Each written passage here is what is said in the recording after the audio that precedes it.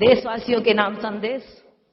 सब देशवासी मिल उतारें इस वतन की आरती, सब देशवासी मिल उतारें इस वतन की आरती, फूले फले यह देश भारत और हमारी भारती। सोए रहेंगे साथियों, सोए रहेंगे साथियों, कब तक कि तुम अज्ञान में, जागो उठो जुट जाओ फिर से देश के उत्थान में। सोचो हमारे देश का, सोचो हमारे देश का मन आज कितना अधीर है, सोचो हमारे देश के सीने में कैसा तीर है, सोचो हमारे देश के सीने में कैसा तीर है। कोशिश करो यह जानने की देश क्यों है गिरा हुआ, कोशिश करो यह जानने की देश क्यों है गिरा हुआ। दुनिया का जो सरताज था वो आज क्यों पिछड़ा हुआ, दुनिया का जो सरताज था वो आज क्यों पिछड़ा हुआ। बरसों से बाढ़ें खा रही है देश की हरियाली को, बरसों से बाढ़ें खा रही है देश की हरियाली को। व्याकुल व्यथित इस देश के जन खोजते खुशहाली को, व्याकुल व्यथित इस देश के जन खोजते खुशहाली को। सब एक होकर नष्ट कर दो, सब एक होकर नष्ट कर दो स्वार्थी रखवालों को, जो हो अटल सच्चाई पे खोजो नए खुशहालों को। जाति धर्म के नाम पर इस देश के टुकड़े हुए, जाति धर्म के नाम पर इस देश के टुकड़े हुए, सीधे सरल खुशहाल लोगों के मलिन मुखड़े हुए, सीधे सरल खुशहाल लोगों के मलिन मुखड़े हुए। अब लक्ष्य केवल एक, अब लक्ष्य केवल एक अपने देश का उत्कर्ष हो, जाति धर्म हो कोई पहले देश भारतवर्ष हो। मुश्किल से आई देश की पतवार सच्चे हाथों में, मुश्किल से आई देश की पतवार सच्चे हाथों में, मिलजुल के इनका साथ दो, मत आओ झूठी बातों में, मत आओ झूठी बातों में। राजीव दीक्षित भाई जैसे देशभक्त मिल जाएंगे, राजीव दीक्षित भाई जैसे देशभक्त मिल जाएंगे, उजड़े हुए इस चमन में हम फिर से सौरभ पाएंगे, उजड़े हुए इस चमन में हम फिर से सौरभ पाएंगे। बंधुओं, एक बात कहना चाहूंगी कि राजीव भाई दीक्षित जैसा नौजवान युवा आज नहीं, कम से कम मैंने 7-8 साल पूर्व आजादी के आनंद के बारे में और पेप्सी कोका कोला के बारे में बहुत सुना। ऐसे हमारे एक नवयुवक समाज में आगे आए हैं, हजारों नवयुवकों को जोड़ रहे हैं। इसलिए एक बात कहते हुए, युवा शक्ति वह शक्ति है, युवा शक्ति वह शक्ति है जब चाहे ब्रह्मांड हिला दे, युवा शक्ति वह शक्ति है जब चाहे ब्रह्मांड हिला दे।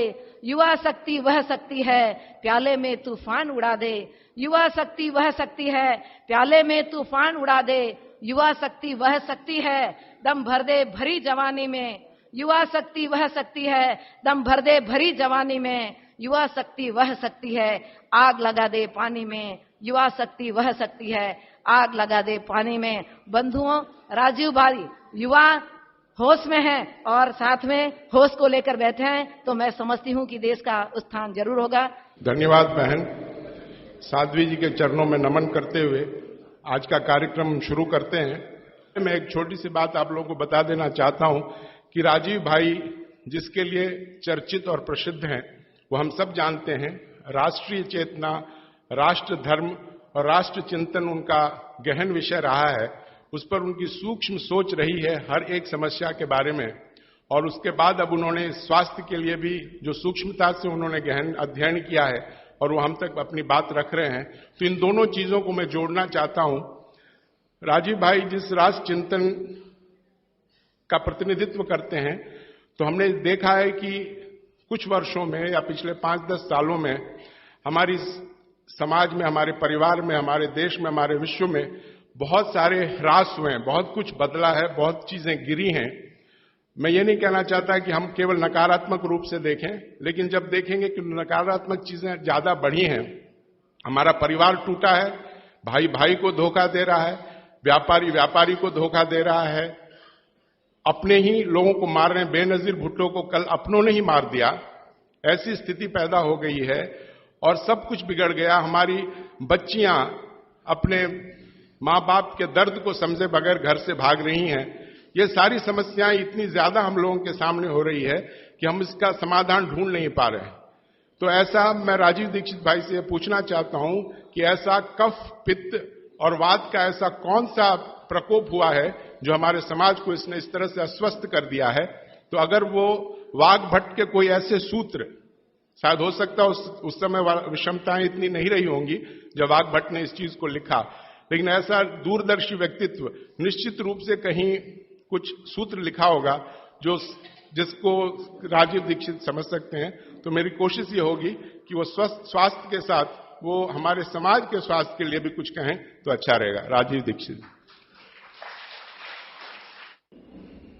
जो मैं बताना भूल गया था कि आप सब जानते हैं राजीव दीक्षित जी पूरे देश में घूमते रहते हैं और इसके लिए वो किसी तरह का रकम या किसी तरह की राशि वो नहीं लेते हैं, और इनका पूरा का पूरा जो ये आंदोलन है वो सेवाश्रम में इनका जो ट्रस्ट है उस पर चलता है, और वहां वो जमीन से जुड़ी हुई चीजों को वो महत्व देते हैं, उन लोगों को बढ़ावा देते हैं। जैसे उसने पहले दिन कहा कि कुम्हारों के लिए और खादी बनाने के लिए उन्होंने एक बहुत अच्छा काम वहां पे सेवाग्राम में किया है, और सेवाग्राम से अभी खादी के कपड़े यहां आ चुके हैं। तो मेरी गुजारिश आप लोगों से है कि पूरा का पूरा कपड़ा आप खरीदें। यह राशि राजीव भाई को नहीं जा रही है, यह राशि उन गरीबों को जा रही है, उन ज्वालाओं को जा रही है जो इसके कार्यबद्ध हैं। धन्यवाद। परम पूजनीय साध्वी जी को वंदन। आज मैं आपसे वाग्भट जी के अष्टांग हृदयम शास्त्र की एक बहुत महत्वपूर्ण अध्याय की बात करना चाहता हूं, जिसकी तरफ प्रदीप भाई ने इशारा ही कर दिया।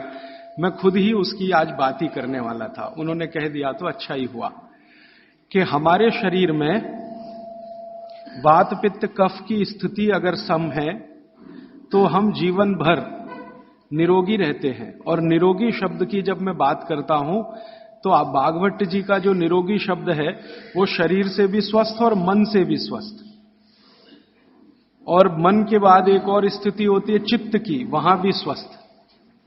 तो आप मन और चित्त और शरीर तीनों स्तर पर स्वस्थ हैं, ये उनकी भाषा है, निरोगी हैं। अगर आपका खाली शरीर स्वस्थ है और मन नहीं है, चित्त स्वस्थ नहीं है, तो निरोगी नहीं माना जाएगा आपको। कुछ ना कुछ तकलीफें आप अपने को देने वाले हैं, समाज को देने वाले। तो इसलिए वो कहते हैं कि आप अगर स्वस्थ हैं, ये तभी संभव है जब वात पित्त कफ आपके शरीर में सम है। सम होने के माने जितना वात चाहिए उतना है, जितना पित्त चाहिए उतना है, जितना कफ चाहिए उतना है। वात पित्त कफ तीनों दोष हैं। एक तरफ वाग्भट जी कहते हैं कि ये तीनों दोष हैं, त्रिदोष, लेकिन एक तरफ ये जरूरी भी है, ये भी महत्व की बात है। अगर ये नहीं है शरीर में तो आप शरीर से काम ही नहीं ले सकते। वात भी चाहिए, पित्त भी चाहिए, कफ भी चाहिए। बस उन्होंने ये कहा कि ये सम मात्रा में हो, जब जितनी जरूरत है उतने हो। जनवरी का महीना चल रहा है, मान लो अभी आ जाएगा कल से, तो जनवरी के महीने में वात जितना चाहिए, पित्त जितना चाहिए, कफ जितना चाहिए उतना अगर है तो बहुत अच्छा। फरवरी में, मार्च में, महीनों के हिसाब से जो आपका जीवन चक्र चलता है उसमें जैसी जैसी जरूरत हो उतना वात पित्त कफ होता रहे तो आपके लिए सबसे अच्छा। और अगर ये जरूरत के हिसाब से कम ज्यादा होता है, नहीं मिल रहा है, तो बहुत ही खराब, तो आप रोग ही रोग में डूबेंगे। ये है जो महत्व की बात समझने की है। तो वाग्भट जी ने कहा कि आपके जीवन में ये वात पित्त कफ जब जरूरत हो वैसे ही रहे, उसके लिए उन्होंने एक अध्याय लिखा, पूरा अध्याय लिखा। उसका नाम है दिनचर्या। दूसरा एक अध्याय लिखा, उसका नाम है ऋतुचर्या। एक अध्याय लिखा आहार द्रव्य का ज्ञान, माने जो खा रहे हैं उसके बारे में जानना, आहार द्रव्य का ज्ञान।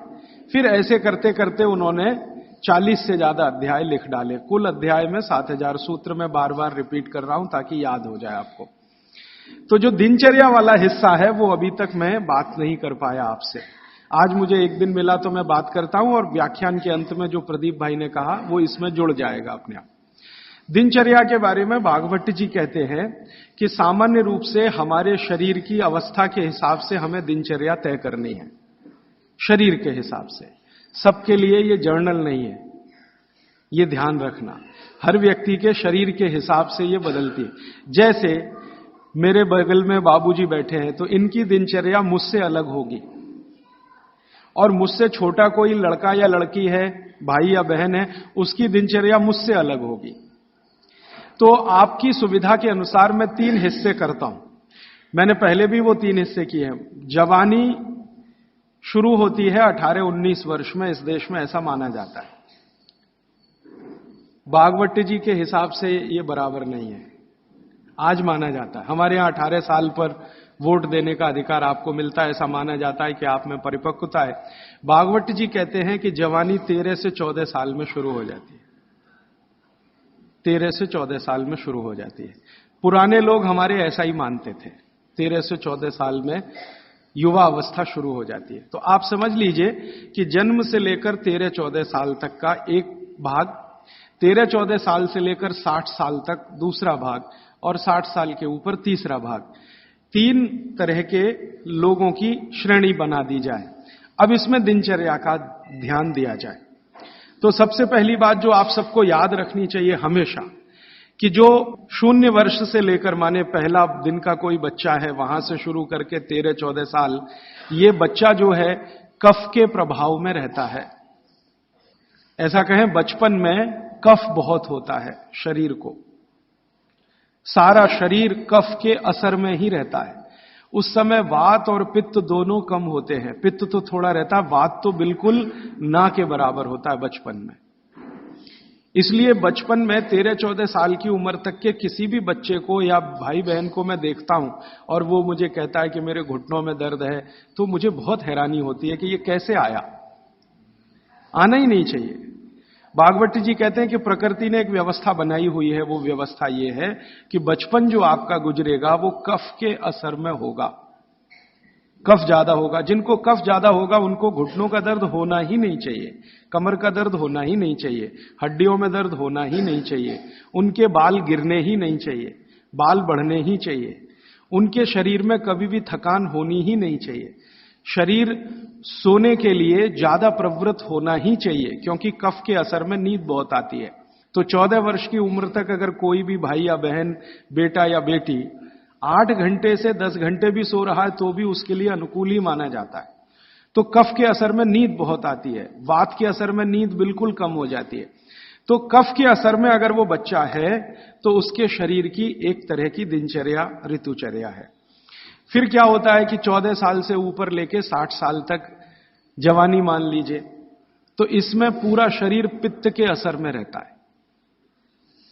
14 साल से लेकर 60 साल तक पित्त का असर होगा। तो शरीर को पित्त का असर होगा ही ये इतने दिनों में। तो इनके लिए एक तरह की ऋतुचर्या, दिनचर्या। और तीसरा है 60 के ऊपर की जब उम्र हो जाती है तो वात के प्रभाव में आ जाता है पूरा शरीर।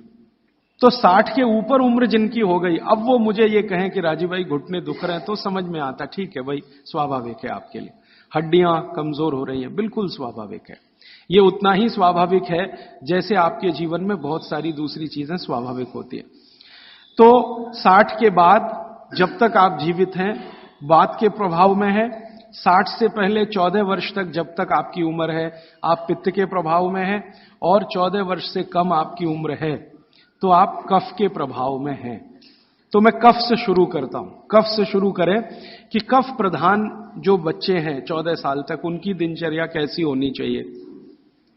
उनके लिए भागवत जी कहते हैं कि ये जो कफ के प्रभाव में बच्चे हैं, ये आज से मैं आपसे माफी मांगते हुए कह रहा हूं, कफ के प्रभाव के बच्चों को जितनी चाहें उतनी नींद लेने दीजिए।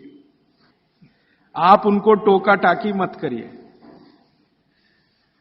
अक्सर मैंने देखा है मां बाप की जो टोका टाकी बच्चों के लिए, अरे इतनी देर सोता है, वो सोएगा ही क्योंकि कफ के असर में है। तो आप जबरदस्ती उसको मार के पीट के उठाएंगे, चल पढ़ने को बैठ, होमवर्क कर, टीचर ने इतना दे दिया। अरे वो होमवर्क करके करेगा क्या? अगर वो अपने कफ के असर में है वैसी उसकी दिनचर्या रखिए। तो भागवत जी कहते हैं कि जो कफ के असर में है उसको 10 घंटे तक की नींद स्वीकृत है, माने 10 घंटे तक वो 24 घंटे में सो सकता है। अब ये नींद वो 2 हिस्से में लेता है तो बहुत अच्छा, एक ही हिस्से में ले तो भी चलेगा, लेकिन ज्यादा बेहतर है कि 2 हिस्से में ले। माने रात को 8 घंटे तक सो जाए, 9 घंटे तक सो जाए, दोपहर को 1 घंटे जरूर सो जाए। लेकिन आप अगर कहेंगे कि कफ के असर में जो बच्चे हैं उनमें भी 3 कैटेगरी बनती है। 14 से 8 एक कैटेगरी, 14 साल से 8 साल, 8 साल से 4 साल एक कैटेगरी, और फिर 4 से 1 साल की कैटेगरी। तो 1 से 4 साल वाली कैटेगरी में भागवत जी कहते हैं कम से कम 16 घंटे की नींद, और 4 से 8 साल की कैटेगरी में वो कहते हैं कि कम से कम 12 से 14 घंटे की नींद, और बाद में वो कहते हैं जो 14 साल 8 से 14 तो वो कहते हैं कम से कम 8 से 9 घंटे की नींद। तो छोटे बच्चे अगर आपके घर में हैं जिनकी उम्र 14 साल से कम है, आप उनको सोने से मत रोकिए, क्योंकि कफ का असर है, और कफ का प्रभाव जब ज्यादा होता है ना तो होता क्या है वो समझ लीजिए।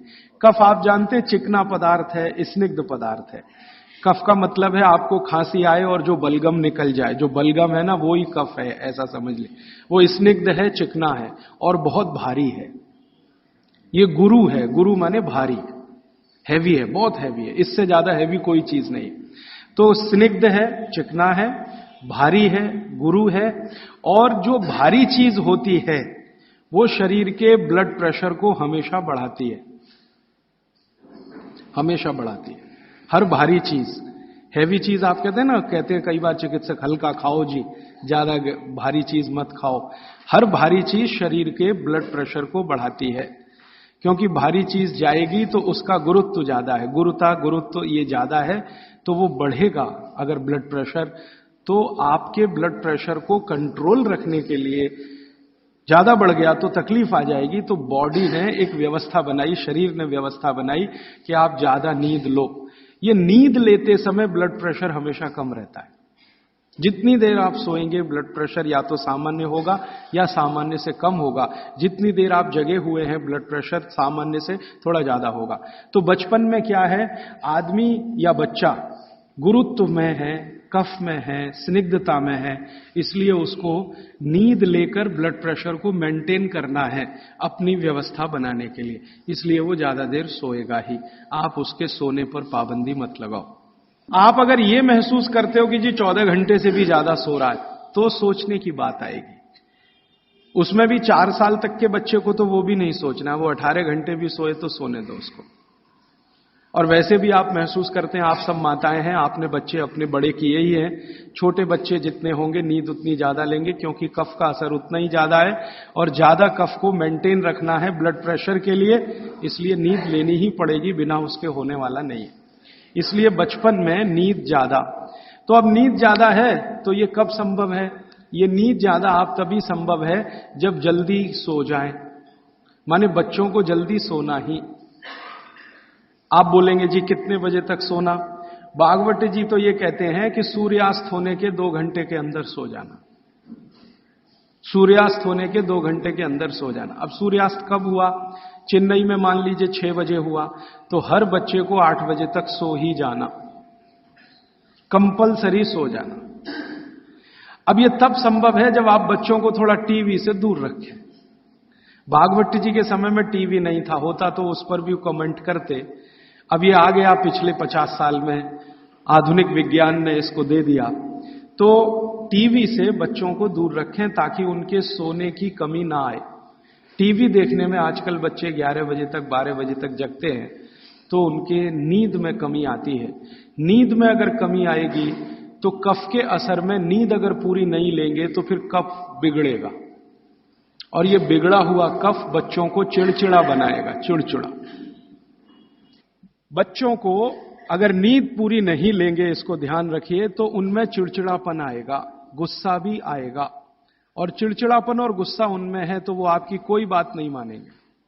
आप उनको लाख अच्छी बात कहो वो मानेंगे ही नहीं, क्योंकि शरीर को मस्तिष्क जो है नियंत्रित करता है। मस्तिष्क कफ के प्रभाव में है, कफ बिगड़ा हुआ है, सुधरा हुआ नहीं है, क्योंकि नींद पूरी नहीं ले रहे हैं, तो ये तो संकट आने ही वाला है। तो अक्सर घरों में ये समस्या मैं सुनता हूं, वो कहते राजीव भाई बच्चे हमारी सुनते नहीं। वो सुनेंगे तब तक नहीं जब तक नींद पूरी नहीं हो रही है। आप उनकी नींद पूरी होने दीजिए, 8 घंटे 9 घंटे की 10 घंटे की नींद पूरी, फिर देखिए वो कितने अच्छे से सुनते हैं। अब मैं आता हूं जो आपने प्रश्न किया, जब आदमी कफ के असर में होता है, कोई भी बच्चा हो तो भी बड़ा हो तो भी, कफ के असर में जब भी होगा चिड़चिड़ा होगा, गुस्सैल होगा, क्रोधी होगा, लड़ने को हमेशा तैयार होगा, और बहुत कफ अगर उसका बिगड़ा हुआ है तो वो ऐसा ही होगा जैसे कल बेनजीर भुट्टो को गोली मारने वाला। ये कफ के असर में ही होता है, तब होता है। कोई भी कफ प्रकृति का व्यक्ति किसी को भी गोली मार सकता है अगर उसका कफ इतनी तीव्रता पर है, बिगड़ा हुआ। गोली मार सकता है, बम मार सकता है, किसी के खून को निकलते देख उसके कफ को शांति आती है, मन में उसके संतुलन आता है। तो कफ जो है ना बहुत अच्छी चीज है, लेकिन एक लिमिट के बाद जब ये बाहर जाता है तो दुनिया की सबसे खतरनाक चीज है। और दुनिया में जो अध्ययन हुए हैं, जो अभ्यास हुए हैं, कि जितने भी अपराधी प्रवृत्ति के लोग हैं दुनिया में, वो कफ के असर में ही सारे अपराध करते हैं। लेकिन कफ बिगड़ा हुआ है, और इसी कफ का असर है कि प्रेम भी बहुत पैदा होता है। बहुत प्रेम पैदा होगा इसी कफ के असर में। आप किसी छोटे बच्चे को देखते हैं ना, आपके दिल में अत्यंत प्रेम पैदा हो जाता है, वो कफ का असर है। कफ प्रेम भी पैदा करता है और कफ आदमी को जहरीला भी बना देता है। महत्व की बात है कि कफ जब तक नियंत्रण में है तो प्रेम भाव पैदा करेगा, सद्भाव पैदा करेगा, और जब ये बिगड़ गया, निकल गया बाहर, तो ये खतरनाक से खतरनाक चीजें बता देगा। अब मैं आपको भागवत की बात छोड़कर मेरी बात एक जोड़कर सुनाता हूं तो बहुत अच्छे से समझ में आए। आपने कई बार अखबारों में पढ़ा होगा, न्यूज़पेपर में, मैगजीन्स में पढ़ा होगा कि दुनिया में सबसे खराब बच्चे अमेरिका के हैं। सबसे खराब बच्चे दुनिया में, सबसे खराब। उनकी खराबी का कोई लिमिट नहीं है। आपने अक्सर न्यूज़पेपर पढ़े हैं कि हाई स्कूल के बच्चे जेब में से रिवॉल्वर निकाला और पट पट पट पट टीचर को मारा, अपने पड़ोसी को मारा, इसको मारा, और अंत में खुद को मारा। अमेरिका की मुश्किल से कुल आबादी 27 करोड़ है। इसमें से लगभग 3 करोड़ के आसपास बच्चे हैं, ऐसा वो कहते हैं। इन 3 करोड़ बच्चों में 30 लाख जेल में बंद हैं, जेल में बंद हैं। और जिनकी उम्र 14 साल की, 12 साल की, 11 साल की, 10 साल की, ऐसी उम्र के बच्चे जेल में बंद हैं। होना चाहिए स्कूल में, लेकिन हैं जेल में। ये जो अमेरिका की स्थिति है, ये कनाडा की भी है, यही स्थिति ब्रिटेन की है, यही फ्रांस की है, यही जर्मनी की है, यही स्वीडन की है, यही स्विट्जरलैंड की है। इन सभी देशों में, जो ठंडे देश माने जाते हैं, बच्चे सबसे ज्यादा बिगड़े हुए। आपको सुनकर हैरानी होगी, अमेरिका, यूरोप के देशों में सबसे ज्यादा जो अपराध हो रहे हैं, उनमें लगभग 65 से 70% अपराध बच्चे कर रहे हैं। वो चाहे बलात्कार के हों, चाहे छेड़खानी के हों, या गोली मारने के हों, या लूट मारी के हों, बच्चे कर रहे हैं। बच्चे जिनको हम 14 साल तक की उम्र का मानते हैं, वो कर रहे हैं। परिणाम क्या है? बिगड़े हुए कफ के प्रभाव में है वो सब बच्चे। बिगड़े हुए कफ के प्रभाव में जो भी रहेगा हिंसा ही करेगा, अहिंसक हो नहीं सकता। कफ जैसे ही बिगड़ता है तो हर तरह के नेगेटिव विचार और बुरे विचार शरीर में आएंगे।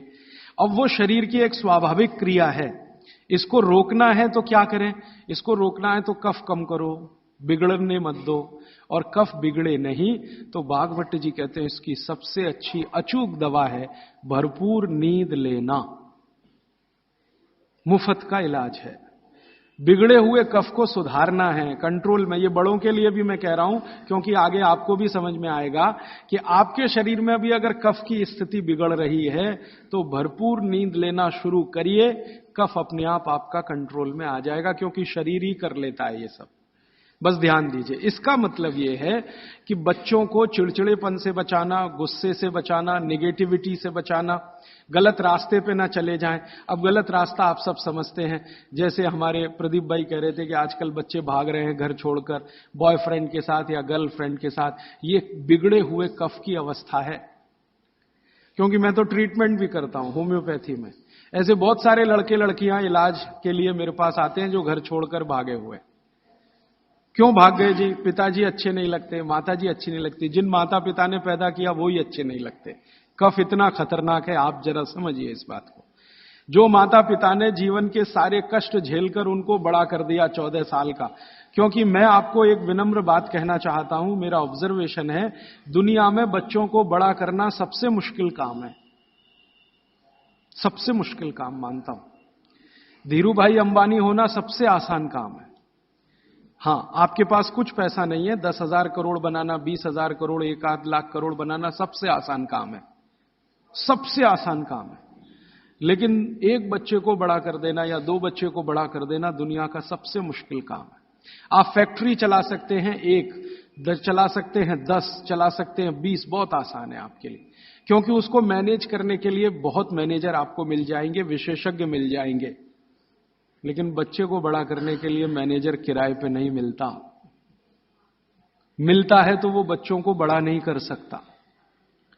दुनिया में एक्सपेरिमेंट हुए हैं, परिवार के बाहर बच्चों को बड़ा करने के सबसे ज्यादा एक्सपेरिमेंट यूरोप में हुए हैं।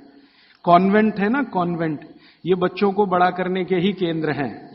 ऐसे बच्चों को जो परिवार से बिछड़े हैं, छूटे हुए, लावारिस बच्चे, कॉन्वेंट स्कूल सब फेल हो गए अमेरिका और यूरोप में। वो बच्चों को सिखा नहीं पाए जो सिखाना चाहिए, और ज्यादा कॉन्वेंट के बच्चे ही वहां मर्डर कर रहे हैं, हिंसा कर रहे हैं, जेब काट रहे हैं। तो बच्चे को बड़ा करना मैं मानता हूं दुनिया का सबसे मुश्किल काम है। और आप जो भी अपने बच्चों को बड़ा कर रहे हैं, आप समझ लीजिए दुनिया का सबसे मुश्किल काम आप कर रहे हैं। तो इसमें छोटी सी बात याद रखिए कि ये बच्चे ठीक से बड़े हों, कफ का बिगाड़ इनको कहीं गलत रास्ते पर ना ले जाए। तो इसके लिए बहुत सरल उपाय है कि नींद उनको भरपूर लेने दीजिए। कई बार आप ऐसा मत करिए, बच्चों को कई बार ऐसा लगता है झपकी आ रही है, तो आप जबरदस्ती पढ़ने को मत बिठाइए।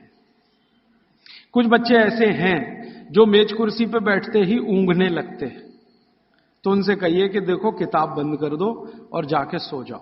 वो 20-25 मिनट सो के आएंगे, पहले से ज्यादा फ्रेश होंगे, क्योंकि सो के उठते ही कफ का असर कम हो जाएगा।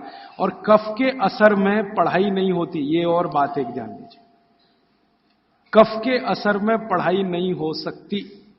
पढ़ाई अच्छी करनी है तो पित्त के असर में ही होती है। पित्त बढ़ना चाहिए, कफ कम होना चाहिए, तभी पढ़ाई अच्छी होगी। तो जब तक कफ बिगड़ा हुआ है, असर उसका भयंकर दुष्प्रभावी है। पढ़ने के लिए मत बोलिए उनको, कहिए सो जाओ। कफ बिगड़ा हुआ हो तो सबसे अच्छा उपाय है कहो सो जाओ। तो 20 मिनट सोएंगे, आधा घंटे, 1 घंटे या 2 घंटे सो जाए, फिर कहो अब उठने दो, अपने आप से उठने दो। अब अपने आप से जब उठे तब उनका कफ पूरी तरह से शांत होगा, फिर जो भी पढ़ेंगे मगज में बैठेगा, दिमाग में बैठे। और एक छोटी सी बात, आप सवेरे सवेरे स्कूल जाने के लिए जो मार मार के उठाते हैं अपने बच्चों को, आप बहुत बड़ा अत्याचार कर रहे हो, बहुत बड़ा अत्याचार कर रहे हो। कारण क्या है वो समझ लीजिए। वो ये, मैं ये कह रहा हूं कि आप करें जरूरी नहीं है, लेकिन समझ जरूर लीजिए, ताकि आपको करते समय ध्यान में रहे कि मैं ठीक कर रहा हूं या गलत। बच्चों को मार मार के सवेरे जब आप उठाते हैं तो बहुत बड़ा अत्याचार उनके ऊपर होता है। वो क्या होता है, सुबह का समय कफ का समय है, दिन के हिसाब से सुबह का समय कफ का समय है। उस समय उनको सबसे गहरी नींद आएगी, वो प्रकृति का नियम है।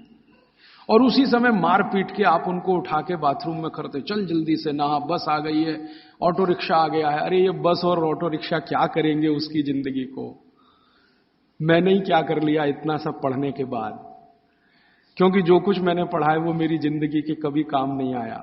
काम तो वो आ रहा है जो मैंने स्कूल में नहीं पढ़ा, कॉलेज में नहीं पढ़ा। स्कूल कॉलेज में मैंने बहुत पढ़ा, x+y² = x² + 2xy + y², और पता नहीं कितनी कॉपियां रंग डाली, आज तक मेरी जिंदगी में काम नहीं आया x+y²। अब मेरे गणित के टीचर को मैं पूछता हूं क्यों पढ़ाया मास्टर जी आपने मुझे, तो कहते क्या करूं यार, काम तो मेरे भी नहीं आया, मुझको किसी ने पढ़ाया तो मैंने तुमको पढ़ाया। ये भेड़िया धसान है। मैं आपको विनम्रतापूर्वक ये कहना चाहता हूं, कितने भी अच्छे स्कूल में आप बच्चों को पढ़ाइए, उनकी जिंदगी का 90 से 95% बेकार ही जाने वाला है।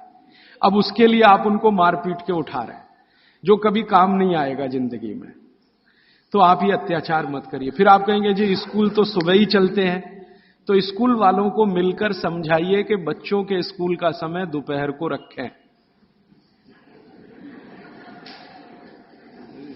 अब आप बोलेंगे जी वो कैसे समझेंगे, ऐसे समझेंगे, बच्चे तो आपके पढ़ रहे हैं ना, ये स्कूल के मास्टर जी के पढ़ रहे हैं, बच्चे आपके पढ़ रहे हैं, फीस आप दे रहे हैं। आप मिलकर कहेंगे तो स्कूल वालों को झक मार के सुनना ही पड़ेगा, क्योंकि स्कूल तो आपसे चल रहा है।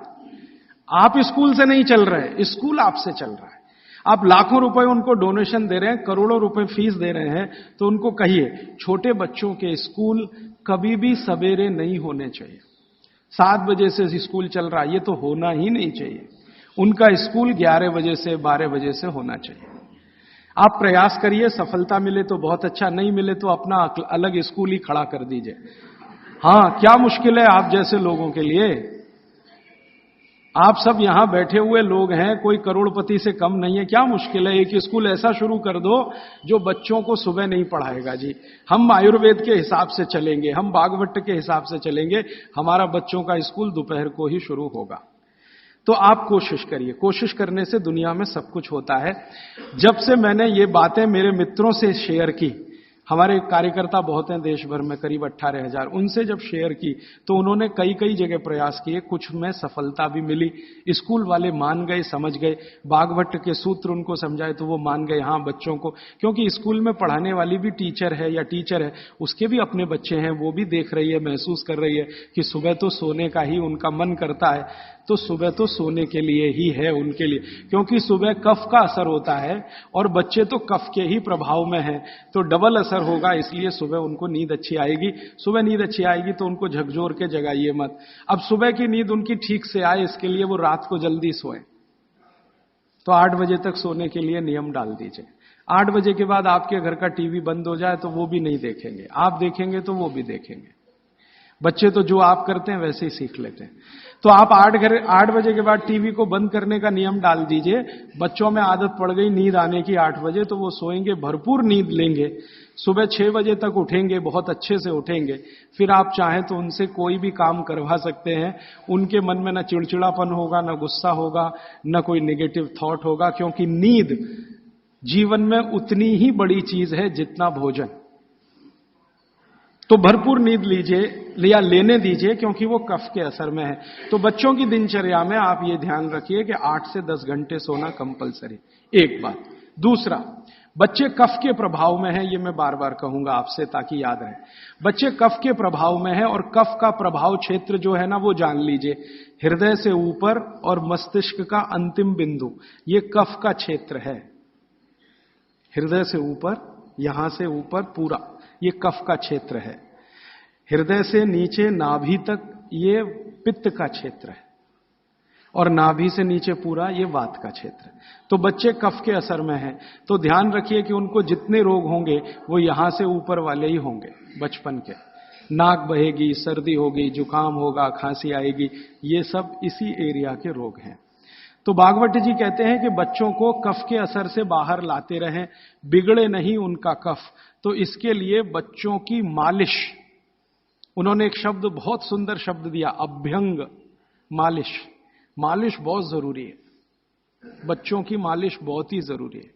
तेल मालिश, बच्चों की तेल मालिश बहुत जरूरी है। वैसे तो सब माताएं करती ही हैं, अनजाने में वो एक बड़ा काम कर रही।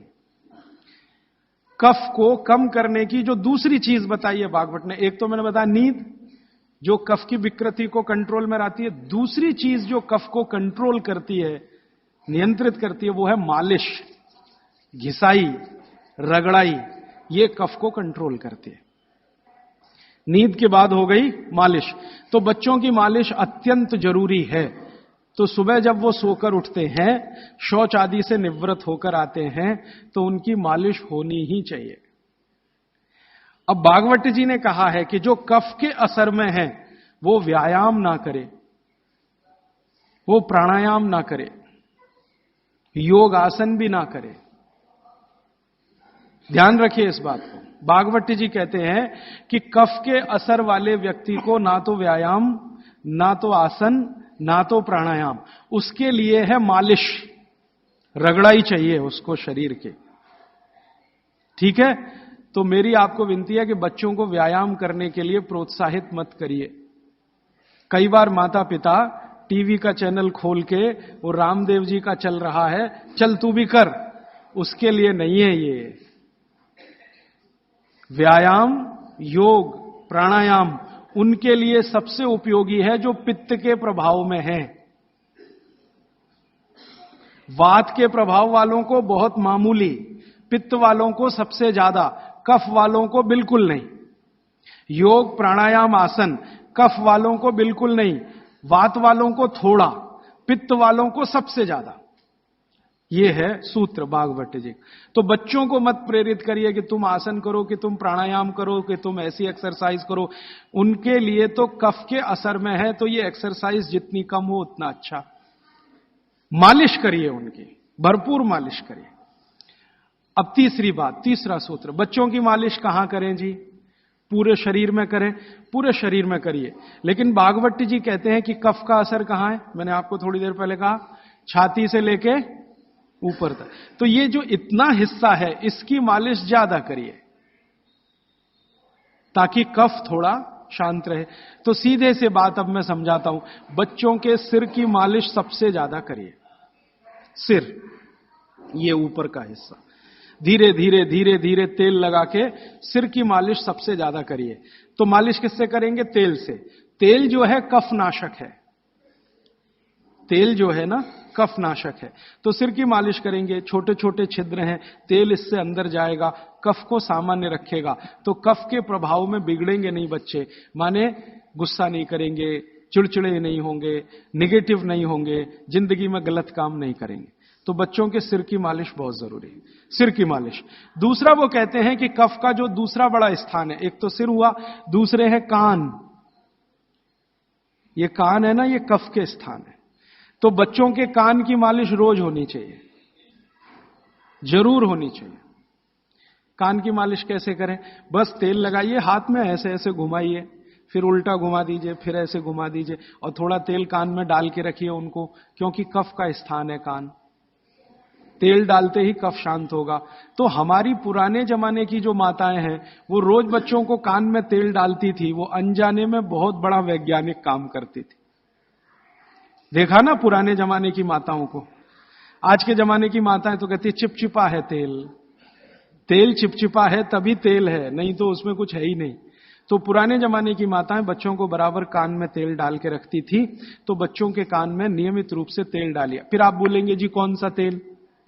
तो इसमें भागवत जी सूत्र दे रहे हैं कि आप जहां रह रहे हैं उसके हिसाब का तेल। आप चेन्नई में रह रहे हैं, चेन्नई भारत के गर्म इलाकों में है, गर्म इलाकों में ठंडा तेल अच्छा, तो सबसे ठंडा तेल नारियल का तेल है। तो चेन्नई में रहने वालों को नारियल के तेल की मालिश, नारियल का तेल ही खाना। अब आप बिहार में जाएंगे और मैं वहां कर आकर आपको कहूंगा तो कहूंगा जी आप नारियल का तेल बिल्कुल मत खाओ, मालिश भी मत करो। मैं कहूंगा सरसों का तेल खाओ, उसी से मालिश करो। और जो आप और उधर चले गए हरियाणा पंजाब की तरफ, तो मैं ही आकर आपसे कहूंगा जी आप ये छोड़ो, आप तो जैतून का तेल इस्तेमाल करो या तिल का तेल इस्तेमाल, एरिया के हिसाब से। तो मैं आपके हिसाब से बात कर रहा हूं कि आप नारियल के तेल की मालिश भी कर सकते हैं, उसको भोजन में भी उपयोग कर सकते हैं। बच्चों की नियमित मालिश सिर की, कान की होती रहनी चाहिए। और तीसरी चीज, आंखें। आंखें जो है ना कफ का ही केंद्र है। सबसे बड़ा कफ का केंद्र सिर, दूसरे नंबर पे कान, तीसरी आंख। आंख कफ का केंद्र है और आंख के ज्यादा रोग, 99% रोग कफ के रोग हैं। जैसे मैंने आपको बोला ना, आंख में आप बोलते हैं कि हमको कैटरेक्ट हो गया, ये कफ का रोग है। मोतियाबिंद हो गया, कफ का रोग है। ग्लूकोमा हो गया, कफ का रोग है। आंखें लाल हो रही हैं, कफ के प्रभाव। तो आंखों की विशेष देखभाल बच्चों की, ताकि चश्मा ना लगे, अब चश्मा ना चढ़े। अब आंखों में क्या करें जी? कफ को कंट्रोल करने, तेल नहीं डाल सकते आंखों में, क्योंकि तेल और आंखों का मेल नहीं है। आंखों में हमेशा एक फ्लूइड रहता है, तेल में डालें माने तेल उस फ्लूइड में गया तो गड़बड़ करता है। तो आंखों के लिए घी ठीक है, देशी गाय का घी। तो बच्चों को नियमित रूप से देशी गाय का घी आंखों में लगा सकते हैं तो बहुत अच्छा है। देशी गाय का घी ये कफ को शांत करता है। लेकिन आप देशी गाय के घी को उपलब्ध नहीं कर पाते किसी कारण से, तो फिर भागवत जी कह रहे हैं कि कफ को शमन करने वाली एक और चीज है, वो है काजल। काजल माने कार्बन। कार्बन कफ को शांत करने में सबसे बड़ी भूमिका निभाता है। तो बच्चों को नियमित रूप से आंखों में काजल होना ही चाहिए। भागवत जी ने बहुत सुंदर शब्द इस्तेमाल किया है, सौवीर अंजन, उसको कहें काजल, सौवीर अंजन, बहुत सुंदर शब्द है। और भागवत जी इतने दयालु और कृपालु हैं कि उसकी पूरी विधि भी लिख के गए कि बच्चों के लिए जो सौवी रंजन बनाना है वो कैसे बनेगा। उसमें इस्तेमाल होता है गाय का दूध और दारू हल्दी। दारू हल्दी देखा, जारू हल्दी, एक हल्दी और एक दारू हल्दी। तो दारू हल्दी, गाय का दूध, गाय का घी, ऐसी 5-7 वस्तुओं से बनता है। पूरी विधि किताब में है, मैं ज्यादा समय खराब नहीं करना चाहता। तो बच्चों को नियमित रूप से आंख में काजल, क्योंकि कफ को शांत करे, कान में तेल, सिर पर तेल की मालिश, ठीक है, ये 3 चीजें उनके लिए बहुत आवश्यक है। फिर आगे चलें तो खान पान उनका, कफ के प्रभाव में जो भी बच्चे हैं उनके खान पान में भागवत जी कहते हैं दूध सबसे आवश्यक। दूध, बिना दूध के बच्चों का जीवन नहीं, दूध तो उनके लिए सबसे आवश्यक। दूसरी कोई चीज उनके लिए आवश्यक है, वो है मक्खन। मक्खन, लोनी कहते हैं, मक्खन कहते हैं, लोनी। और फिर तीसरी चीज है घी, उसके बाद तेल, और उसके बाद जो भी आप साधारण चीजें खा रहे हैं। गुड़ बच्चों को बहुत ही आवश्यक है, क्योंकि कफ को संतुलित रखने में जो जो चीजें मदद कर रही हैं, घी है देशी गाय का, दूध है, दही है, मट्ठा है, मक्खन है, गुड़ है, ये सब कफ को संतुलित रखने वाली चीजें। तो ये बच्चों के भोजन में नियमित। अब गुड़ जो है ना, कई फॉर्म में खा सकते हैं बच्चे। सीधे गुड़ खा सकते हैं, गुड़ की पट्टी खा सकते हैं, चिक्की जिसको आप कहते हैं, तिल में हो तो बहुत अच्छा, मूंगफली में है तो भी चलेगा, नहीं तो चने में खा सकते हैं। तो बच्चों के डेली डाइट में ये चीजें रहनी चाहिए, गुड़ रहना चाहिए, तिल रहना चाहिए, मूंगफली रहनी चाहिए। ये सब चीजें जिनको आप महसूस करते हैं ना भारी हैं, ये कफ को संतुलित रखने में मदद करते हैं। तो भारी चीजें बच्चों को नियमित रूप से दीजिए। एक ही चीज का निषेध है, एक ही चीज का निषेध बताया भागवत जी ने, पतला आटा। अब पतला आटा उन्होंने कहा है, पतला आटा माने बारीक आटा। इसको मैं थोड़ा आज के हिसाब से कहूं, क्योंकि आज वो चीज है भागवत के जमाने में नहीं थी। मैदा, मैदा ही निषिद्ध है बच्चों को, बस मैदे की चीज नहीं। अब मैदे की चीज नहीं क्यों? क्योंकि ये कफ को बिगाड़ने वाली चीज है मैदा। बाकी चीजें कफ को संतुलित रखती हैं, मैदे की चीजें कफ को बिगाड़ेंगी। तो बच्चों को मैदे की मठरी मत दें। अब आप बोलेंगे जी मठरी मांगे तो आटे की बना के दें, मैदे की ना दें। अब मैदे का बना हुआ समोसा ना दें, तो समोसा मांगेंगे तो आटे का समोसा दें। मैदे की कचौरी ना दें, कचौरी मांगेंगे तो आटे की दें। मैदा छोड़कर बाकी चीजों के बारे में भागवत जी कहते हैं कि बच्चे आसानी से प्रभाव कफ में उसको भी पाचन कर सकते हैं। अब मालिश हो गई, भोजन हुआ, फिर नहाने के लिए कहा है। तो मालिश पहले, स्नान बाद में। हमेशा स्नान के बाद मालिश करने को मना किया है, स्नान बाद में, मालिश पहले। तो अच्छे से मालिश करिए। आप बोलेंगे जी कितनी देर मालिश करें? तो इसके लिए बहुत सुंदर बात उन्होंने कही है। बच्चों की मालिश करते समय जब उनकी बगल में पसीना आ जाए तो मालिश रोक दें। घड़ी के हिसाब से नहीं बताया उन्होंने कि 10 घंटे करें कि 20 घंटे, 40 मिनट, या समय उन्होंने बताया नहीं, क्योंकि हर बच्चे के लिए वो अलग होगा। तो उन्होंने इतनी सुंदर ऑब्जर्वेशन दिया कि जब आप मालिश कर रहे हैं, बच्चे की बगल में पसीना आ गया तो मालिश बंद करें, बगल में पसीना आते ही। और वो ये कहते हैं कि कुछ बच्चे ऐसे हो सकते हैं जिनको बगल का पसीना जल्दी ना आए, तो हो सकता है उनके माथे पे पसीना आ जाए, तो मालिश रोक दें। ठीक है? तो मालिश के बाद स्नान। स्नान के लिए भागवत जी कहते हैं कि जो भी चीजें कफ को कम करती हैं वही चीजें स्नान में उपयोग करें। अब मैं आपको बताना चाहता हूं आधुनिक बात, भागवत जी ने तो नहीं कहा। उन्होंने ये कहा कि कफ को कम करें वही चीजें स्नान में उपयोग करें। तो कफ को कम करने वाली सबसे बेहतरीन चीज आपके घर में है चने का आटा। दूसरी बेहतरीन चीज है ये जो हमारे देश में संभव है, पता नहीं आपको मिलेगा कि नहीं, चंदन की लकड़ी का पाउडर। भागवत जी ने कहा है कि ये बहुत कफ को कंट्रोल रखता है। तो चंदन की लकड़ी का पाउडर माने चंदन पाउडर, चने का आटा, और मोटा आटा कोई भी, गेहूं का हो, चने का हो, दाल का हो, मोटा आटा। फिर कहते हैं मसूर की दाल का आटा, फिर वो कहते हैं मूंग की दाल का आटा। ये सब कफ को कम करने वाली चीज है। तो कहते हैं बच्चों का स्नान इन्हीं से कराएं ताकि कफ कम रहे। मतलब सी बात है, साबुन ना लगाएं, क्योंकि ये जो साबुन है ना, ये केमिकल है। केमिकल माने सोडियम हाइड्रोक्साइड, सोडियम हाइड्रोक्साइड माने कास्टिक सोडा। ये कास्टिक सोडा तो कफ को भड़काने वाली चीज है, इसलिए बच्चों को साबुन गलती से भी ना लगाएं। उनको चने के आटे से नहलाएं, मुल्तानी मिट्टी से नहलाएं, चंदन पाउडर से नहलाएं, क्योंकि कफ को कम करने वाली ये सब चीजें हैं। इन चीजों से ही स्नान कराएं। उपटन बना के रखें घर में, उपटन से स्नान कराएं।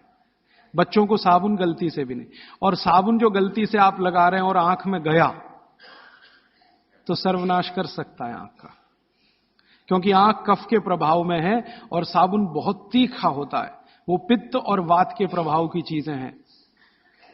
तो दुश्मन मिल गए दो एक साथ, साबुन और आंखों का जल, तो तकलीफ करेगा। वैसे भी बच्चे बहुत रोते हैं साबुन आंख में लगे। तो आजकल टीवी में एक विज्ञापन आने लगा, बिना आंसू निकालने वाला साबुन दुनिया में हो ही नहीं सकता। ये मूर्ख बनाने के तरीके हैं आपको। कोई भी साबुन आंसू ना निकाले ये हो ही नहीं सकता, क्योंकि साबुन है ही पित्त और वात का और आंखें हैं कफ की। लगेगा तो आंखों से आंसू निकलेंगे ही। हां, एक ही समय में हो सकता है कि साबुन में कास्टिक सोडा सबसे कम हो, ग्लिसरीन और तेल सबसे ज्यादा हो। तो ग्लिसरीन और तेल अगर सबसे ज्यादा है तो उपटन में ही तेल मिला के नहला देना। साबुन क्यों खरीद के ला रहे हैं? 35 रुपए का आता है Johnson and Johnson baby soap, 350 रुपए किलो। 35 रुपए का 100 ग्राम, 350 रुपए किलो। काजू से महंगा है, काजू 200 रुपए किलो, साबुन 350 रुपए किलो। बादाम से महंगा है, बादाम 300 रुपए किलो, साबुन 350 रुपए किलो। और नहा के जाएगा कहां? पानी में ही जाएगा ना। 350 रुपए किलो की चीज पानी में बाहर है। उससे अच्छा काजू खिला दें उनको, बादाम खिला दें। तो नहाने के लिए उपटन जो बहुत सस्ता पड़ता है, और क्वालिटी उसकी कैसे चेक करें कि कफ को नाश करता है, कफ को शमित रखता है, कफ को शांत रखता है। इसलिए उपटन का स्नान बच्चों को जरूरी। आगे बढ़ें। बच्चों का स्नान होने के बाद उनके खान पान का मैंने बता दिया। ऐसी चीजें उनको नियमित खिलानी है जो कफ को कम करती है। मैंने 3-4 चीजों के नाम लिए। दूध है, दही है, मट्ठा है, हर मोटा अनाज। हर मोटा अनाज माने बाजरी है, जवारी है, ये सब कफ को शांत रखने वाली चीजें हैं। गाय का घी है ना, मक्खन और घी। मक्खन ज्यादा अच्छा है बच्चों को बनिस्बत घी के, क्योंकि मक्खन कफ को शांत रखने में मदद करता है। तो मक्खन ज्यादा से ज्यादा उनके भोजन में रहे, और बाकी सब चीजें दाल चावल जो भी आप खाते हैं अच्छा। फिर उसके बाद शाम के समय 3-4 बजे के आसपास क्या होता है, उनका पित्त थोड़ा बढ़ेगा। 12 से 4 के बीच में पित्त बढ़ता है। 12 बजे तक कफ के असर में है, 12 से 4 के बीच में पित्त बढ़ेगा। तो उस समय ऐसी चीजें खिलाएं जो घी की बनी हुई हैं, घी की बनी हुई चीज।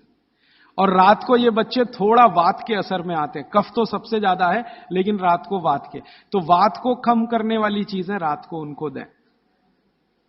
और वो मैं पहले दिन भी काफी बता चुका हूं। तो ये हो गया बच्चों की दिनचर्या।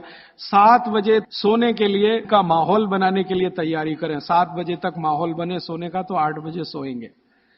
और माहौल बनाने में सबसे बड़ी मदद करेगा टीवी का स्विच ऑफ। मेरी तो आपको विनती है कि घर के छोटे बच्चे हैं ना, तब तक केबल कनेक्शन ना लें। छोटे बच्चे जब थोड़े समझदार हो गए हैं तो चलो चलेगा, क्योंकि समझदार होने से मतलब उनको मालूम होना चाहिए कि कहां स्विच ऑफ करना है। तो उस समय थोड़ा चल जाएगा। लेकिन बच्चे जब तक छोटे हैं, साल भर के, 1.5 साल के, 2 साल के, 2.5 साल के, तब तक तो केबल कनेक्शन ऑफ रखें, या केबल कनेक्शन है तो टीवी ऑफ रखें, चले नहीं उनके सामने। नहीं तो वो चालू हो जाएंगे, पोगो देखेंगे, पोगो। हां, कार्टून फिल्म देखेंगे। क्यों देखेंगे जान लीजिए। कफ के असर में जो बच्चा होता है, इसको समझाना चाहता हूं मैं। कफ के असर में जब बच्चा होता है तो उसकी कल्पनाशीलता सबसे ऊंची होगी। मैंने थोड़ी देर पहले कहा ना, ये कफ है जो सम में रहे तो व्यक्ति को बहुत कल्पनाशील बनाएगा। इतना कल्पनाशील और वैज्ञानिक बनाएगा, सोच नहीं सकते। बिगड़ेगा तो सबसे बड़ा अपराधी भी बनाएगा उसको। तो बच्चों की कल्पनाशीलता बहुत होती है, क्योंकि वो कफ के असर में है। इसलिए हर ऐसी चीज जो उन्हें सोचने में मदद करती है उनको अच्छी लगती है। आपने एक कहानी सुनाई, बच्चे कहानी सुनते हैं ना बड़े मजे से। क्यों सुनते हैं? वो उनकी कल्पनाशीलता में मदद करती है कहानी। आपने कहा एक राजा था, अब इतना कहते ही उनका चालू हो गया दिमाग। आप आगे का वाक्य बोलेंगे, उसके पहले वो कल्पना कर लेंगे राजा कैसा है, सिंहासन पर बैठा है कि जमीन पे बैठा है, बगल में रानी है कि नहीं है, सामने वजीर है कि नहीं है, मंत्री है कि, ये तो आपके बोलने से पहले उनके दिमाग में घूम गई पूरी फिल्म। एक राजा था, फिर कहेंगे आगे बताओ, तो आप कहेंगे एक रानी थी, अब रानी के बारे में सब बातें उनके दिमाग में आ गई। फिर आप कहेंगे क्या हुआ, तो दोनों मर गए, खत्म कहानी। अब आप कहेंगे तो उनको बिल्कुल अच्छा नहीं लगेगा। हम लोग बच्चों को टालने के लिए कहते हैं एक राजा था, एक रानी थी, दोनों मर गए, खत्म कहानी। उनको बिल्कुल अच्छा नहीं लगेगा, क्योंकि जिस समय कल्पना उनकी चलना शुरू हुई, आपने कहानी खत्म कर दी। अब आप टालना चाहते हैं उनको, और वो कल्पना करना चाहते हैं उस समय। तो आप कहानी को जितना लंबा खींचें उतना अच्छा। मेरा कहना यह है आपको, कहानी को लंबा खींचते जाएं, भले एकता कपूर के सीरियल की तरह से खींचें उसको। इतनी इलास्टिसिटी है एकता कपूर के सीरियल में कि सालों साल हो गए, खत्म ही नहीं होते।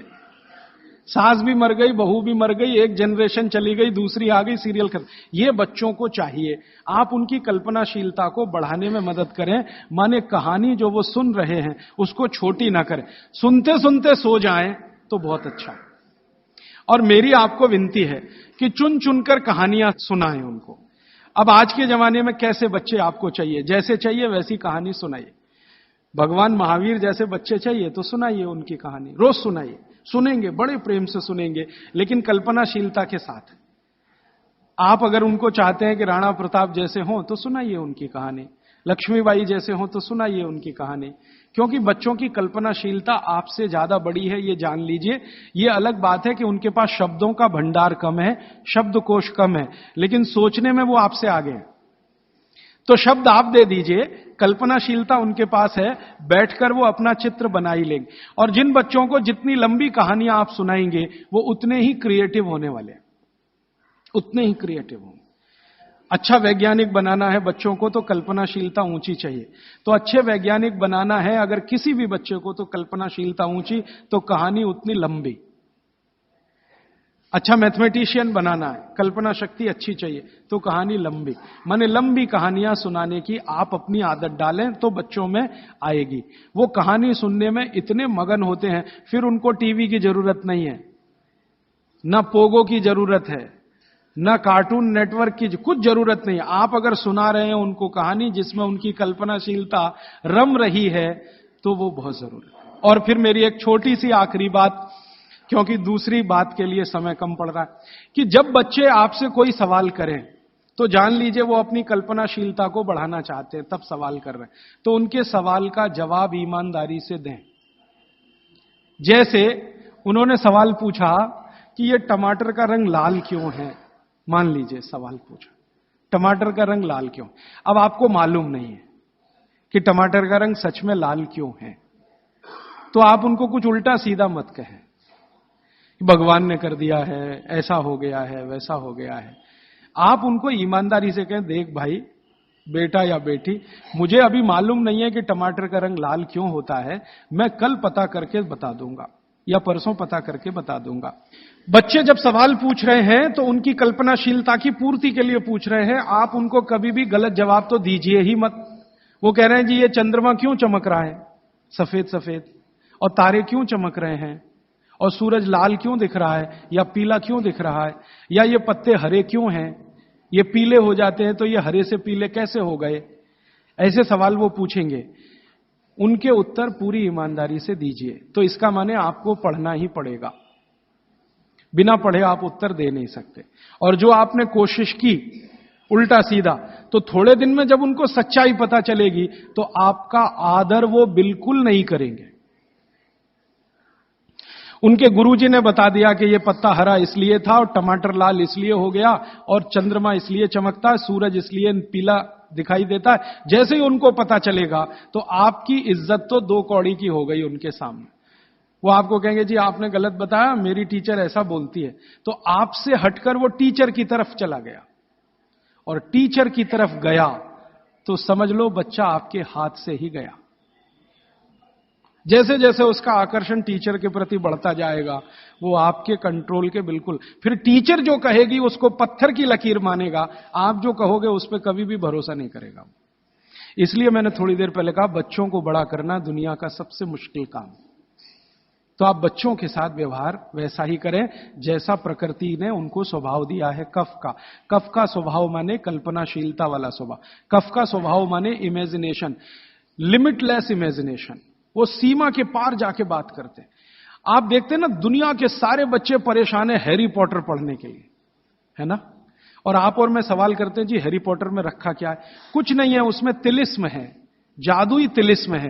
वो सच्चा नहीं है, लेकिन उनकी कल्पनाशीलता में उनको बहुत आनंद दे रहा है, इसलिए करोड़ों किताबें बिक रही हैं हैरी पॉटर की। आप पसंद करें या ना करें, क्योंकि बच्चे कफ के असर में हैं, कल्पनाशीलता उस समय सबसे ज्यादा है। तो जादुई बातें, तिलिस्मी बातें, जादूगर की बातें, ये सब उनको अच्छी इसलिए लगती हैं कि कल्पनाशीलता बढ़ाने में ये सब मदद करती है।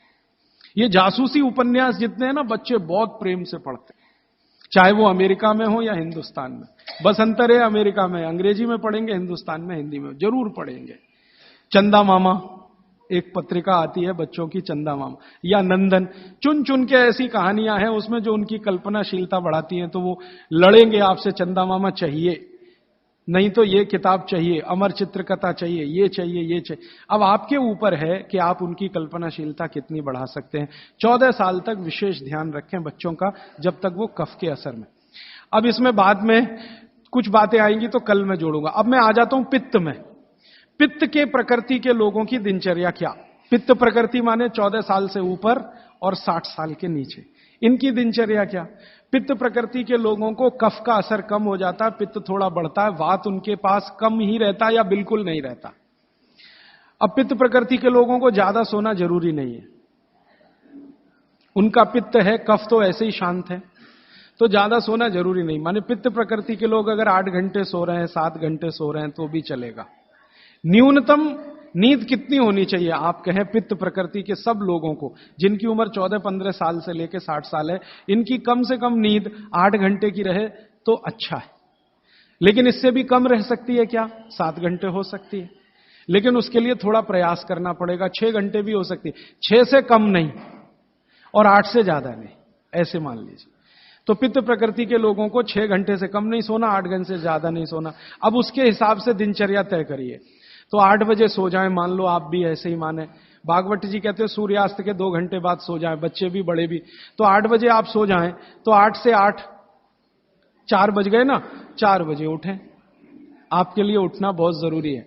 ब्रह्म मुहूर्त में पित्त प्रकृति के लोगों का उठना बहुत आवश्यक है। बच्चे ना उठें तो चलेगा, आपको तो उठना बहुत जरूरी है। क्यों?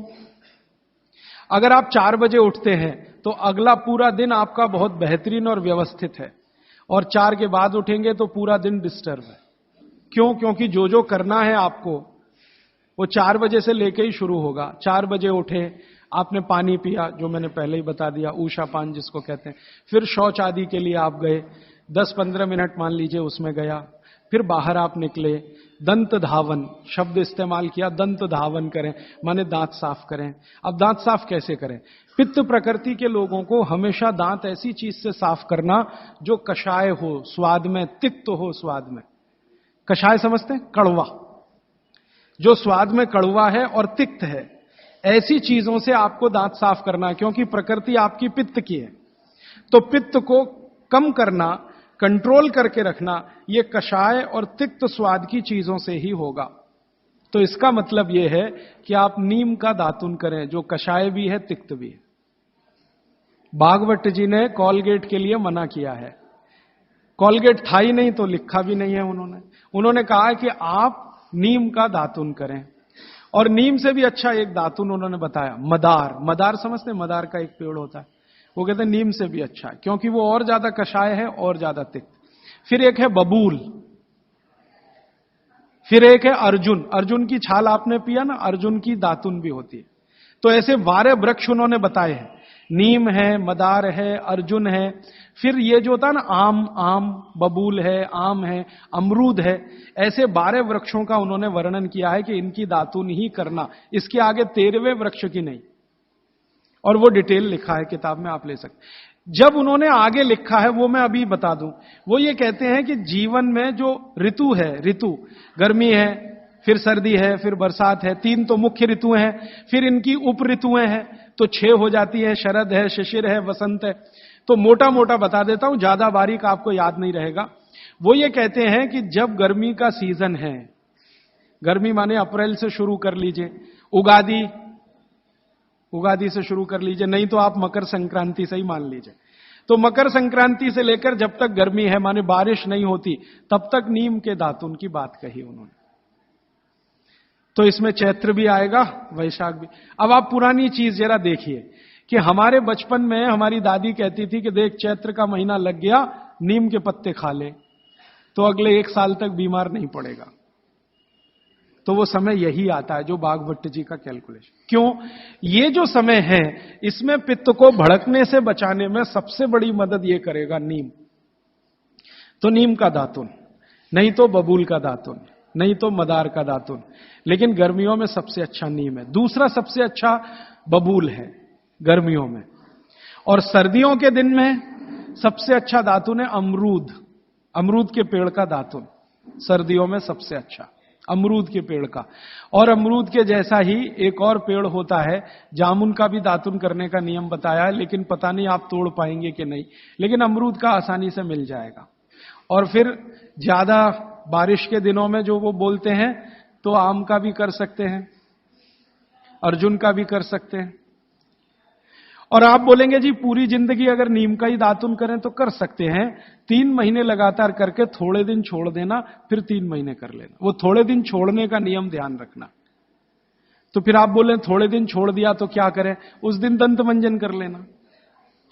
दंत मंजन के लिए वो ये कहते हैं कि आप जिस एरिया में रह रहे हैं वहां का तेल, और जिस क्षेत्र में रह रहे हैं वहां जो उपलब्ध लवण माने नमक, और जिस क्षेत्र में रह रहे हैं वहां की उपलब्ध हल्दी, ये तीनों मिलाकर आप पाउडर बना के दांत पे घिस सकते हैं। ये बहुत अच्छा दंतमंजन उन्होंने माना।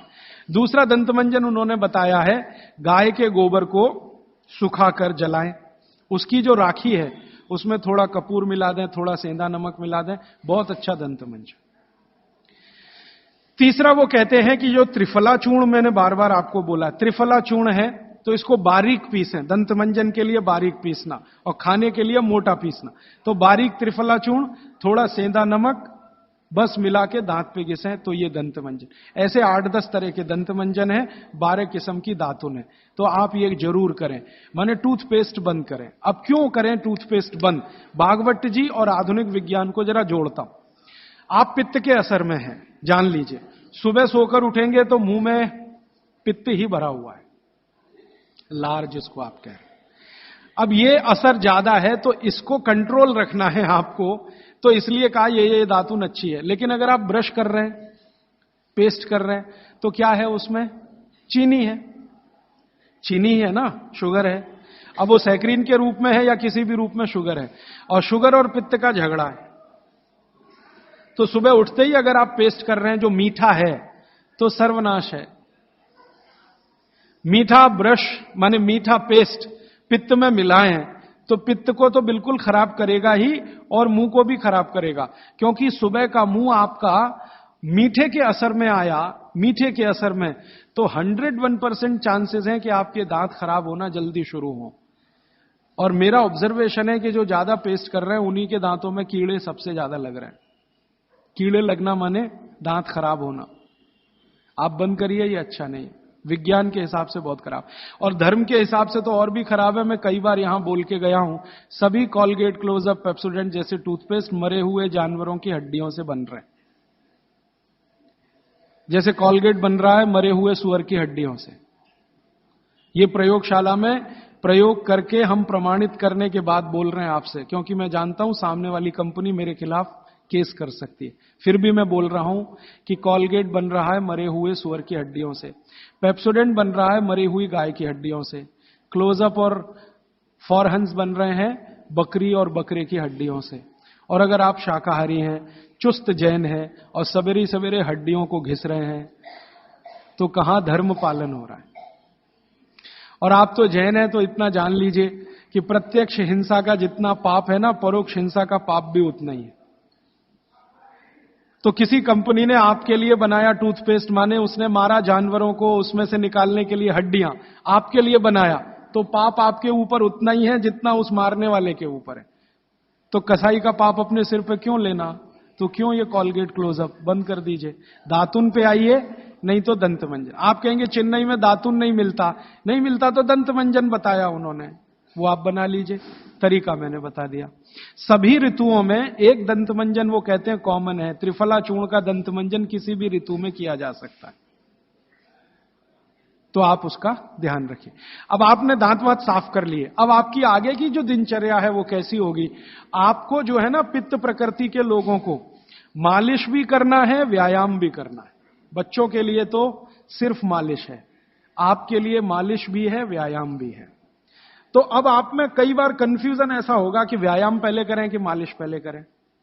तो भागवत जी ने क्लियर कहा है कि वात के जो रोगी हैं उनको मालिश पहले, व्यायाम बाद में। और पित्त के जो रोगी हैं, रोगी से मतलब आप पित्त के असर में हैं, तो व्यायाम पहले, मालिश बाद में। तो आपको व्यायाम पहले करना है, मालिश उसके बाद करनी। अब आप पूछेंगे कितना व्यायाम करें? तो आपके लिए भी नियम वही है कि जैसे ही आपके बगल में पसीना आया, व्यायाम रोक दें। जैसे ही बगल में पसीना आया, व्यायाम रोक दें, उसके आगे व्यायाम ना करें।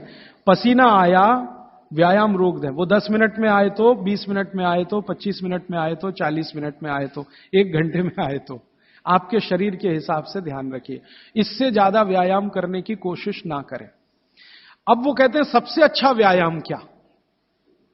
सबसे अच्छा, तो आप कहेंगे जी दौड़ना। तो भारत के हिसाब से ये सबसे अच्छा नहीं है। भारत के हिसाब से, भारत के हिसाब से ये दौड़ना बिल्कुल अच्छा नहीं है, क्योंकि दौड़ते समय वात बहुत प्रबल होता है और भारत वात प्रकृति का देश है। देशों की प्रकृति होती है वात प्रकृति, क्योंकि गर्मी है, ज्यादा इलाके में गर्मी है, वात प्रकृति का देश है, रुक्ष देश है। चेन्नई जैसे 2-4-10 बड़े शहरों को छोड़ दो जो समुद्र के किनारे हैं, बाकी देश रुक्ष है। रुक्ष माने सूखी हवा चलती है, तो रुक्ष है तो वात ही होगा। तो वात प्रकृति का देश है, इसलिए दौड़ना तो यहां बिल्कुल निषिद्ध है। दौड़ना तो नहीं, रनिंग तो बिल्कुल नहीं, वो ट्रेडमिल पे दौड़ें वो भी नहीं, एक्सरसाइजर लाके उस पे भी दौड़ें बिल्कुल नहीं। वो कहते हैं कि ऐसे व्यायाम जो स्लो हैं, जिनमें वायु ना बढ़े, तो सबसे अच्छा उन्होंने बताया सूर्य नमस्कार आपके लिए। अब आप चाहे आसन के रूप में माने या उसको व्यायाम के रूप में माने, तो सूर्य नमस्कार आपके लिए सबसे अच्छा है। तो आप सीख लें सूर्य नमस्कार, किसी ने सीखा है वो दूसरे को सिखा दे, नहीं तो इस पर अलग से एक आप सेशन कर सकते हैं, सूर्य नमस्कार। दूसरे कुछ व्यायाम है आपको, तो वो व्यायाम में छोटे छोटे स्तर पर दंड बैठक, छोटे छोटे स्तर, ज्यादा लंबी नहीं, छोटी दंड बैठक है। और छोटे छोटे स्तर के कोई भी व्यायाम जिसमें बहुत तेजी से पसीना ना निकले, सीधी सी बात, घर में हो तो बहुत अच्छा। अब वैसे माताओं को तो भागवत जी कहते हैं कि व्यायाम की अतिरिक्त जरूरत ही नहीं है। अगर वो रसोई घर के भोजन में लगी हैं तो बहुत सारे व्यायाम आपके वहीं हो रहे हैं। जैसे चक्की चला रहे हैं तो बहुत अच्छा है, सिलबट्टे पे चटनी बना रहे हैं तो बहुत अच्छा है। आप कहेंगे हम करते नहीं है, मैं प्रेरणा दे रहा हूं, करने लगे आप।